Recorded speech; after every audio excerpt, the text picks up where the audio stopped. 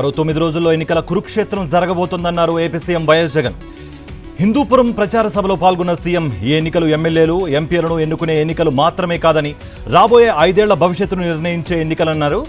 జగన్కు ఓటేస్తే పథకాలతో పాటు అభివృద్ధి కొనసాగుతుందన్నారు. పొరపాటున బాబుకు ఓటేస్తే పథకాలు ముగింపేనని విమర్శించారు సీఎం జగన్.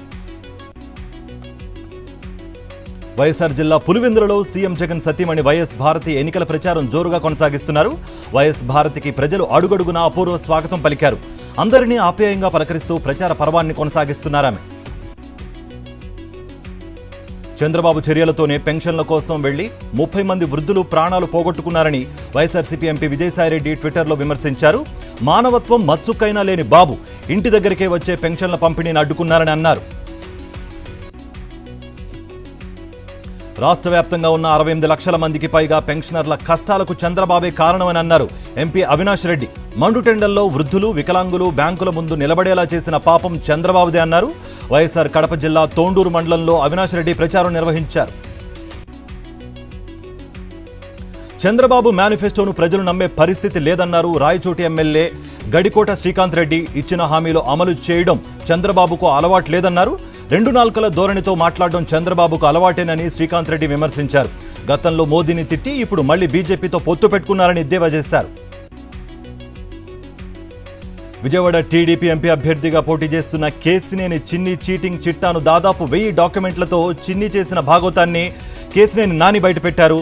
సూట్ కేస్ కంపెనీలతో బ్యాంకులను మోసం చేయడంతో కేసినేని చిన్ని ఏ కంపెనీ కూడా ప్రారంభించకుండా కంపెనీ ఆఫ్ కార్పొరేట్ అఫైర్స్ నిషేధించిందన్నారు.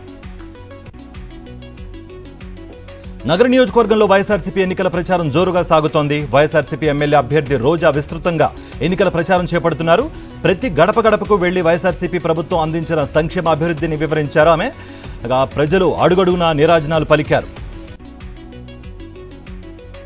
12 ఏళ్ల పాటు రాజ్యసభ సభ్యుడిగా ఉండి విజయవాడ వెస్ట్లో ₹1 కూడా ఖర్చు చేయని సుజనా చౌదరిని ప్రజలు అస్సలు నమ్మరన్నారు ఎంపీ కేసినేని నాని. మైనారిటీలు, బీసీలను మోసం చేసి విజయవాడ వెస్ట్లో పోటీ చేస్తున్నారని మండిపడ్డారు. వైఎస్ఆర్సీపీ అభ్యర్థులకు మద్దతుగా కువైట్తో సహా పలు దేశాల నుంచి వచ్చిన ఎన్ఆర్ఐలు ఏపీలో ప్రచారం చేస్తున్నారు. సీఎం వైఎస్ జగన్ నిబద్ధతతోనే ఏపీలో గ్రామాల రూపురేఖలు మారాయన్నారు పలువురు ఎన్ఆర్ఐ. చంద్రబాబు, పవన్ కళ్యాణ్ విడుదల చేసింది కూటమి మేనిఫెస్టోనా, టీడీపీ మేనిఫెస్టోనా అనేది ప్రజలకు చెప్పాలని వైఎస్ఆర్సీపీ నేత పోతిన మహేష్ ప్రశ్నించారు. ఈ అంశంపై బీజేపీ, జనసేన నేతలు సమాధానం చెప్పాలని డిమాండ్ చేశారు. ప్రజల సంక్షేమం, ఏపీ అభివృద్ధి సీఎం జగన్తోనే సాధ్యమని స్పష్టం చేశారు పోతిన మహేష్. భూముల మీద హక్కు కల్పించి తమ జీవితాన్ని నిలబెట్టిన సీఎం జగన్కే తమ మద్దతు ఉంటుందని గిరిజనులు అన్నారు. మంచినీరు, రోడ్లు, ఇంటికే పెన్షన్తో పాటు ఇంగ్లీష్ మీడియం విద్యతో తమ పిల్లల భవిష్యత్తు మారిందన్నారు. పాడేరుకు మెడికల్ కాలేజీ తెచ్చిన ఘనత జగన్దే అన్నారు. చంద్రబాబు చెప్పే బూటకపు మాటల్ని ప్రజలు నమ్మే పరిస్థితిలో లేరన్నారు డిప్యూటీ సీఎం కొట్టు సత్యనారాయణ. వాలంటీర్లపై కపట ప్రేమ చూపిస్తున్న చంద్రబాబుకు అవతాతలు తగిన బుద్ధి చెప్తారని అన్నారు. సామాజిక న్యాయంతో నూతన విప్లవానికి నాంది పలికిన సీఎం జగన్మోహన్ రెడ్డికి ప్రజలు మరోసారి పట్టం కట్టడం ఖాయమని అన్నారు. పశ్చిమ గోదావరి జిల్లా వీరవసారం మండలంలో జనసేనకు షాక్ తగిలింది. జనసేనకు చెందిన పలువురు కార్యకర్తలు ఆ పార్టీని వీడి వైఎస్ఆర్సీపీలో చేరిపోయారు. వారికి భీమవరం ఎమ్మెల్యే గ్రంథి శ్రీనివాస్ వైఎస్ఆర్సీపీ కండువాలు కప్పి పార్టీలోకి ఆహ్వానించారు. ఈ సందర్భంగా గ్రామ సచివాలయ వ్యవస్థతో గ్రామాల రూపురేఖలు మారిపోయాయన్నారు ఎమ్మెల్యే గ్రంథి శ్రీనివాస్. సాధ్యం కాని హామీలు కూటమి ఎన్ని ఇచ్చినా కూడా ప్రజలు నమ్మే స్థితిలో లేరని ఎమ్మెల్సీ వరుదు కళ్యాణి అన్నారు.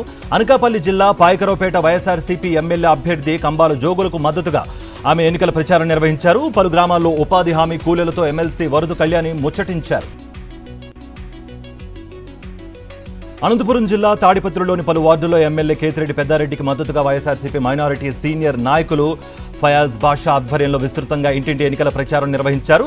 సీఎం జగన్ కులాలు, మతాలు, పార్టీలకు అతీతంగా సంక్షేమ పథకాలు అర్హులైన వారి గడప వద్దకే అందించారని అన్నారు. కూటమి హామీలను, మేనిఫెస్టోని ప్రజలు నమ్మే పరిస్థితిలో లేరని నంద్యాల వైఎస్ఆర్సీపీ ఎమ్మెల్యే అభ్యర్థి శిల్పా రవిచంద్ర కిషోర్ రెడ్డి అన్నారు. మాట ఇస్తే చేసి చూపే నాయకుడు వైఎస్ జగన్ అని ప్రజలు బలంగా నమ్ముతున్నారని ఆయన అన్నారు. ఈ ఎన్నికల్లో వైఎస్ఆర్సీపీ భారీ మెజారిటీతో గెలుస్తుందని ధీమా వ్యక్తం చేశారు. పేద ప్రజలకు సంక్షేమ పథకాలు అందాలంటే రెండోసారి జగన్ను సీఎంగా గెలిపించుకోవాలని అన్నారు రాజ్యసభ సభ్యులు బీదా మస్తాన్ రావు. నెల్లూరు వైఎస్ఆర్సీపీ ఎంపీ అభ్యర్థి విజయసాయిరెడ్డికి మద్దతుగా కావలి ఎన్నికల ప్రచారం నిర్వహించారు. ఫ్యాన్ గుర్తుపై ఓటు వేసి వైఎస్ఆర్సీపీ అభ్యర్థులను గెలిపించాలని ఓటర్లకు విజ్ఞప్తి చేశారు. చంద్రబాబు మేనిఫెస్టో అమలు కాని అర్థం కాని మోసపూరితమైన మేనిఫెస్టో అని విమర్శించారు మంత్రి దాడిశెట్టి రాజా. అర్హులైన ప్రతి ఇంటికి సంక్షేమ పథకాలు అందించామని అన్నారు. మరోసారి వైఎస్ జగన్ ముఖ్యమంత్రిని చేసుకుంటేనే మరింతగా సంక్షేమ ఫలాలు అందుతాయని అన్నారు దాడిశెట్టి రాజా. తిరుపతి జిల్లాలో సూళ్లూరుపేట నియోజకవర్గంలో వైఎస్ఆర్సీపీ అభ్యర్థి కిలివేటి సంజీవయ్య విస్తృతంగా ప్రచారం చేస్తున్నారు. నాయుడుపేట మండలంలోని పలు గ్రామాల్లో ముమ్మరంగా ప్రచారం చేస్తున్నారు. అడుగడుగున ఆయనకు అపూర్వ స్వాగతం లభించింది. రచయిత కోన వెంకట్ ఎక్స్ వేదికగా తన సొంతూరు బాపట్లలోని రోడ్ల గురించి వివరించేలా ఫోటోలను షేర్ చేశారు. ఈ ట్వీట్లో బాపట్లలో వైఎస్ఆర్సీపీ ప్రభుత్వ హయాంలో జరిగిన అభివృద్ధిని గురించి ప్రస్తావించారు. బాపట్లను చూస్తుంటే నమ్మలేకపోతున్నానన్న కోన వెంకట్ బంజారాహిల్స్, జూబ్లీహిల్స్ తరహాలో బాపట్ల రోడ్లు ఉన్నాయని ట్వీట్లో పేర్కొన్నారు. శ్రీశైలం దేవస్థానం భక్తుల సౌకర్యార్థం ప్రాణదాన ట్రస్ట్ కింద నిర్వహిస్తున్న వైద్యశాలకు వైద్య పరికరాలను విరాళంగా అందజేసింది హెచ్ఏఎస్ ట్రస్ట్ సంస్థ. ఈ పరికరాలను ఆ సంస్థ మేనేజింగ్ డైరెక్టర్ ఐవీఆర్ కృష్ణంరాజు, ఆలయ ఈవో పెద్దిరాజుకు అందజేశారు. వైద్య పరికరాలతో గుండెకు సంబంధించిన అత్యవసర పరీక్షలు చేయవచ్చునని ఈవో తెలిపారు. తెలంగాణ అప్డేట్స్ కూడా చూద్దాం. తెలంగాణ సీఎం రేవంత్ రెడ్డిని వేముల రోహిత్ తల్లి రాధిక కలిశారు. పీహెచ్డీ స్కాలర్ రోహిత్ కేసు దర్యాప్తును ముగిస్తున్నట్లుగా పోలీసులు చెప్పడంతో తమకు న్యాయం జరిగేలా చూడాలని రోహిత్ తల్లి సీఎం రేవంత్కు విజ్ఞప్తి చేశారు. కేసు పునర్విచారణ చేపట్టి న్యాయం జరిగేలా చేస్తామని ఆమెకు హామీ ఇచ్చారు తెలంగాణ సీఎం. ఎంఐఎం అధినేత అసదుద్దీన్ ఓవైసీ ప్రచారానికి అన్ని వర్గాల నుంచి మద్దతు వస్తోంది. మలక్పేట్లోని ముసారంబాగ్, ఇందిరానగర్ తదితర ప్రాంతాల్లో అసద్ ప్రచారం చేశారు. అసద్కు స్థానిక పురోహితులు సంప్రదాయ పద్ధతిలో స్వాగతం పలికారు. మతాలకు అతీతంగా హైదరాబాదీలు అందరినీ ఆదరిస్తారని అసద్ అన్నారు. నిర్మల్ జిల్లా కేంద్రంలో మాజీ మంత్రి ఇంద్రకరణ్ రెడ్డి ఆయన అనుచరులతో కలిసి కాంగ్రెస్ పార్టీలో చేరిపోయారు. వారికి కాంగ్రెస్ కండువాలు కప్పి పార్టీలోకి ఆహ్వానించారు మంత్రి సీతక్క. ఈ సందర్భంగా పార్లమెంట్ ఎన్నికల్లో ప్రతి ఒక్కరూ కాంగ్రెస్ గెలుపు కోసం కృషి చేయాలని కార్యకర్తలకు పిలుపునిచ్చారు సీతక్క.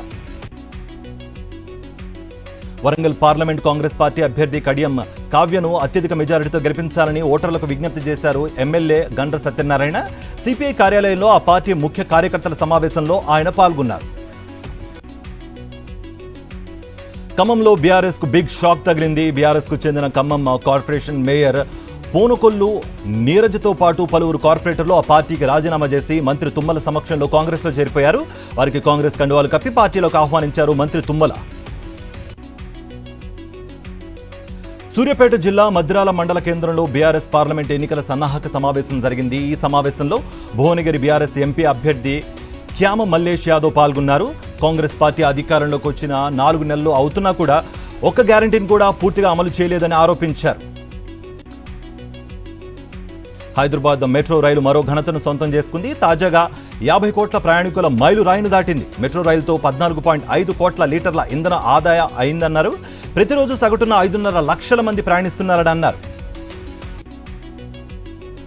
క్రైమ్ అప్డేట్స్ కూడా చూద్దాం. ఫోన్ ట్యాపింగ్ కేసులో ఎస్ఐబి మాజీ చీఫ్ ప్రభాకర్ రావుని ప్రధాన నిందితుడిగా పోలీసులు తేల్చారు. ఎస్ఐబిలోని హార్డ్ డిస్క్ల ధ్వంసంలో ప్రధాన సూత్రధారి ప్రభాకర్ రావునని కోర్టులో మెమో దాఖలు చేశారు.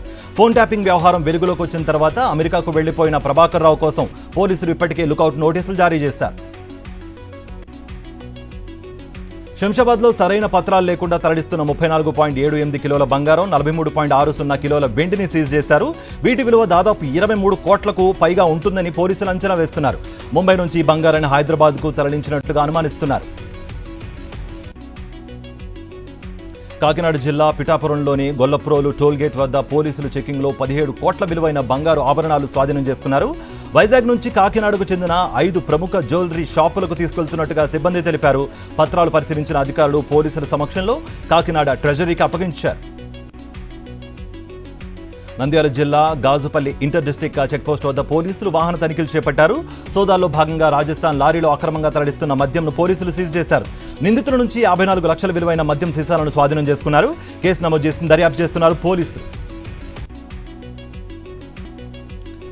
నేషనల్ అప్డేట్స్ కూడా చూద్దాం. ఢిల్లీ మాజీ డిప్యూటీ సీఎం మనీష్ సిసోడియాకు ఊరట లభించింది. ఆయన దాఖలు చేసిన బెయిల్ పిటిషన్ను ఢిల్లీ హైకోర్టు విచారించింది. ఈ సందర్భంగా కస్టడీలో మనీష్ సిసోడియా వారానికి ఒకసారి తన భార్యను కలుసుకునేందుకు కోర్టు అనుమతినిచ్చింది. ఆగ్రాలోని ఫతేహాబాద్లో ప్రచారం చేస్తున్న ఉత్తరప్రదేశ్ మాజీ మంత్రి స్వామి ప్రసాద్ మౌర్యపై ఓ యువకుడు షూ విసిరాడు. అయితే షూ మౌర్యకు దూరంగా పడింది. వెంటనే పోలీసులు అతన్ని అదుపులోకి తీసుకున్నారు. తమ రామచరిత్రలో కొన్ని శ్లోకాల ఆధారంగా ఓ వర్గాన్ని అవమానించినందుకే దాడి చేశామని భారత హిందూ మహాసభ ప్రకటించింది. కోల్కతా చినార్ పార్క్లోని ద్రోణాలోని గార్మెంట్స్ ఫ్యాక్టరీ 4వ అంతస్తులో మంటలు చెలరేగాయి. అగ్ని ప్రమాదానికి గల కారణాలు ఇంకా తెలియరాలేదు. అయితే మంటలను ఆర్పేందుకు ఫైర్ ఫైటర్స్ ప్రయత్నాలు కొనసాగిస్తున్నారు. నార్త్ బెంగాల్ వైల్డ్ యానిమల్స్ పార్క్లో జంతువులకు ఎండదెబ్బ తగలకుండా అధికారులు చర్యలు చేపట్టారు. వేడి నుంచి రక్షించేందుకు నీటి చెరువులను నిర్మించడంతో పాటు రాత్రి షెల్టర్స్లో ఫ్యాన్లు కూడా ఏర్పాటు చేశారు. ఎండలు మండుతున్నాయి. దీంతో తమ పెంపుడు జంతువులను కాపాడుకునేందుకు యజమానులు నానా తంటాలు పడుతున్నారు. ఓ వ్యక్తి తమ బర్రెలకు ఎండవేడి తగలకుండా ఏకంగా షెడ్లో ఏసీలు పెట్టించాడు. ఇప్పుడు ఈ వీడియో వైరల్గా మారింది. స్పోర్ట్స్ అప్డేట్స్ కూడా చూద్దాం. ఐపీఎల్లో ఇవాళ గుజరాత్ టైటన్స్ కీలక మ్యాచ్ ఆడబోతోంది. ప్లే ఆఫ్ రేసులో నిలవాలంటే తప్పక గెలవాల్సిన మ్యాచ్లో ఆర్సీబీతో తలపండుంది. 10 మ్యాచ్ల్లో 4 విజయాలు సాధించిన గుజరాత్కు మిగిలిన 4 మ్యాచ్ల్లో గెలవడం తప్పనిసరి. నిలకడ లేని ఆట తీరా ఆ జట్టుకు -పాయింట్గా మారింది. మరోవైపు వరుసగా 2 మ్యాచ్లు గెలిచిన బెంగళూరు హ్యాట్రిక్ విజయంపై కన్నేసింది. ఇంటర్నేషనల్ న్యూస్ కూడా చూద్దాం. ఖలిస్తానీ వేర్పాటువాది హర్దీప్ సింగ్ నిజ్జర్ హత్య కేసులో 3 అనుమానితులపై భారతీయులను కెనడా పోలీసులు అరెస్ట్ చేశారు. కరణ్ బ్రార్, కరణ్ ప్రీత్ సింగ్లను ఎండోన్టౌన్లోని ఆల్బెర్టోలో అరెస్ట్ చేసినట్టుగా పోలీసులు ప్రకటించారు. దాదాపు 5 ఏళ్లుగా కెనడాలో ఉంటున్న నిందితులతో భారత్కు ఏమైనా సంబంధాలు ఉన్నాయా అన్న కోణంలో కూడా పోలీసులు దర్యాప్తు చేపట్టారు. Weather updates. భానుడి భగభగతో తెలుగు రాష్ట్రాలు నిప్పులు కొలిమిగా మారిపోయాయి. సూర్యుడు తగ్గేదేలే అంటూ నిప్పులు జరుగుతున్నాడు. రికార్డ్ స్థాయి ఉష్ణోగ్రతలతో ఏపీ, తెలంగాణ అగ్నిగుండంగా మారిపోయింది. పలు జిల్లాలో 46 డిగ్రీలకు ఉష్ణోగ్రతలు నమోదవుతున్నాయి. మా నమ్మకం నువ్వే జగన్, మా నమ్మకం నువ్వే జగన్, మా నమ్మకం నువ్వే జగన్, నమ్మకం నువ్వే జగన్, నమ్మకం నిన్నే జగన్.